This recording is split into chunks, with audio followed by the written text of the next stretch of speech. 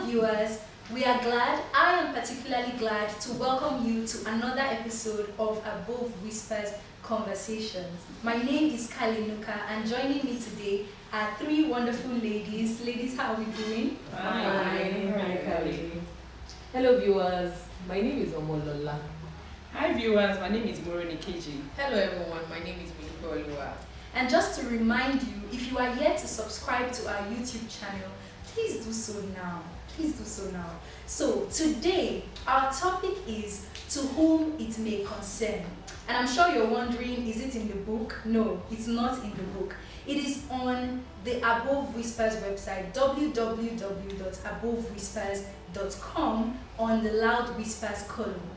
Loud Whispers is a weekly column written by Erelu Bisi-Fayemi, one of Africa's most vocal feminist activists. And today we chose to pick one of the recent articles on the Loud Whispers column, to whom it may concern.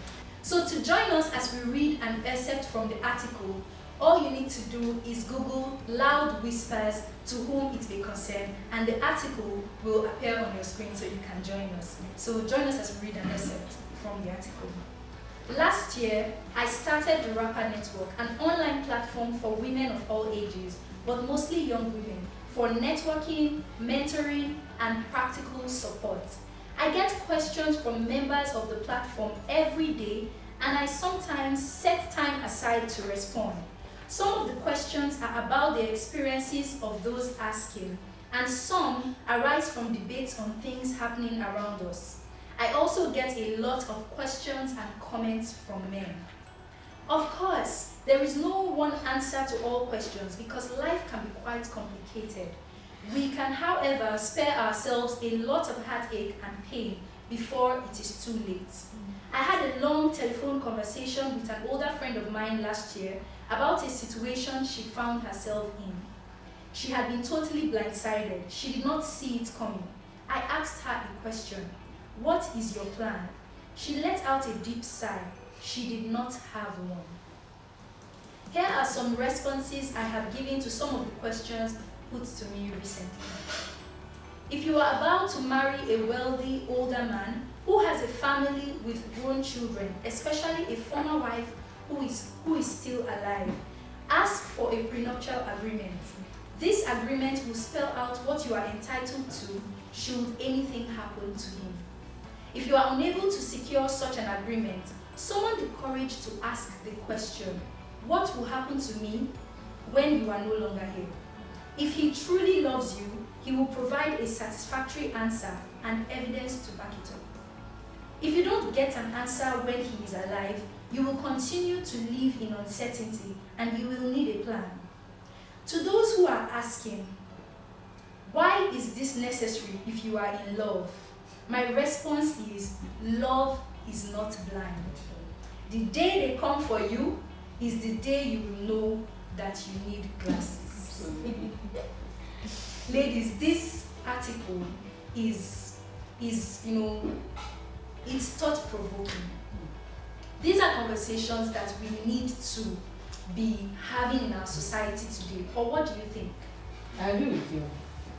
It's sad that these days, when people get into entanglements, relationships, they are seeing each other through rose-colored lenses, and they forget to ask salient questions. There are so many things to ask. Fertility issues. You'll be shocked at marriages that are breaking up on a daily, just because the man cannot perform up to expectation, or the woman's libido is more than the man's own. Or I mean, questions that you would think they seem funny, or why is it all sex that? But fertility is one issue that is causing a lot of. I mean, these are a lot of issues causing breakups, causing divorces, and just all over the place. Mental history of the family. These are questions you will ask us. Do you understand? Somebody can come from a line of people where they are prone to depression and all that. That's true. Is depression a scourge, or is it something that is bad? No, it's an issue that can be dealt with clinically and all of that. Are you willing to take on that kind of risk? Are you willing? Is it what you can deal with? Is it what you cannot deal with? These are questions you should ask. The family history. I learned of a situation where a lady, 3 days to the marriage, she was just so fortunate. the family of the husband just came and said, we need to have a closed door meeting 3 days to the wedding. And they said, in our culture, we just want you to know that once you get married to our son, you cannot shake hands with any man. You will die. You will die. Just 3 days to the wedding. Just 3 days to the wedding. And the father said, I don't have a child that wants to sacrifice to that kind of culture.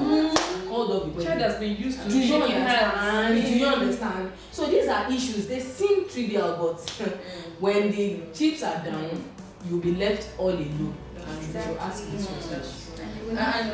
And you know, in addition to questions, what may I have issues with is people that make assumptions. You know, there are all of, especially young ladies nowadays, that they tend to just assume things. You are not, you are close to a guy.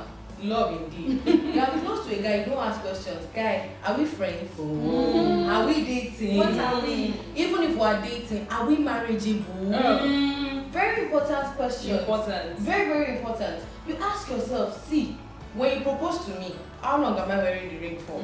Or am I going to become the blood of the ring? Exactly. How long am I going to be wearing the ring for? Ask important questions. You know, just like you said, fertility, children. How many children are we planning to have? Yes. What kind of environment do we want our children to grow in?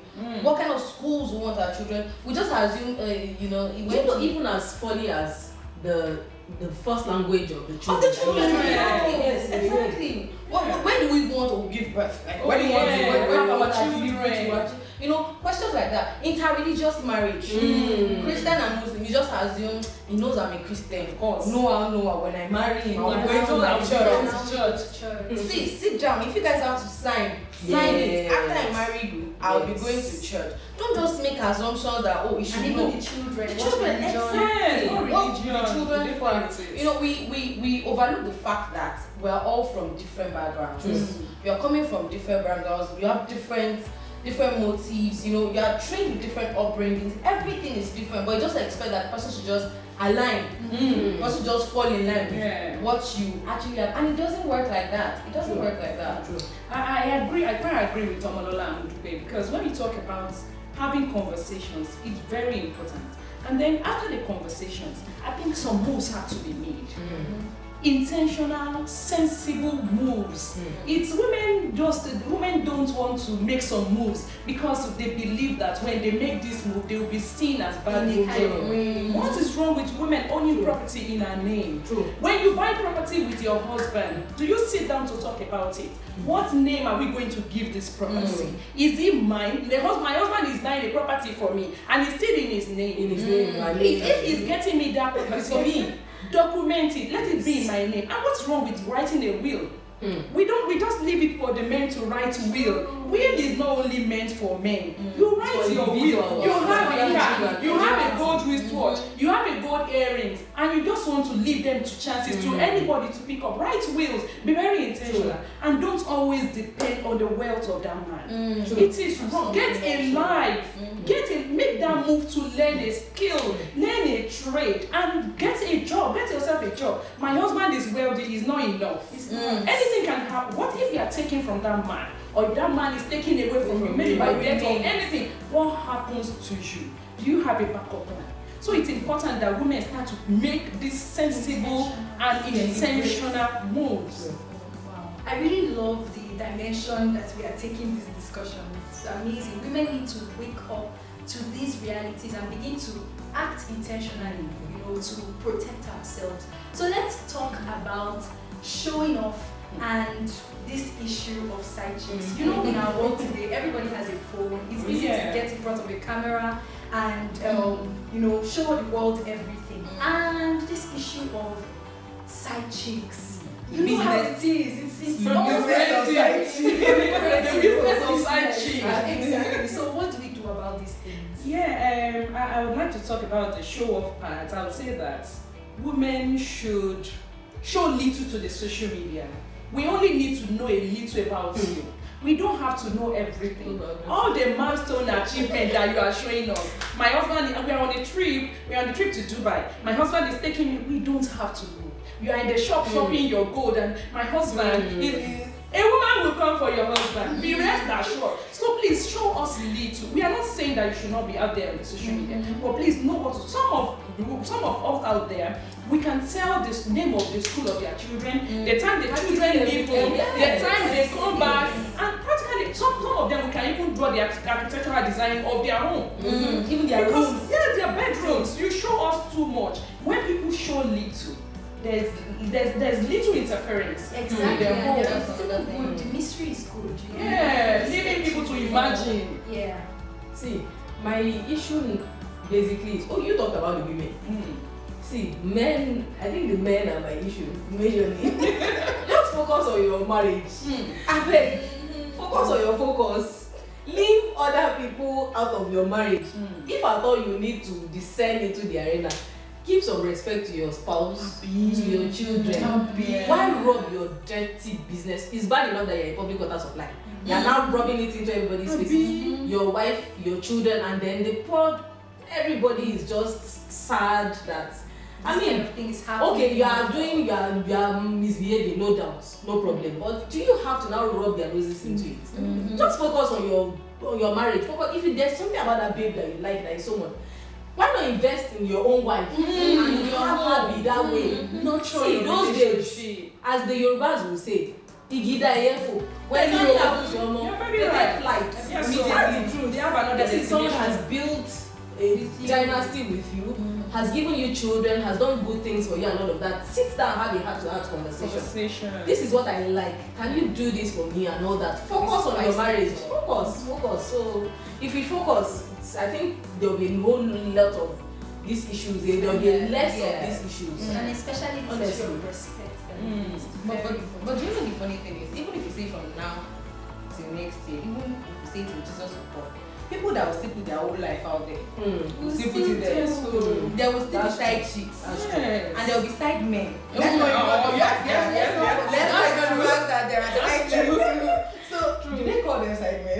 I don't know what you call them. But then, we'd always have that. But I think what we can just preach is moderacy.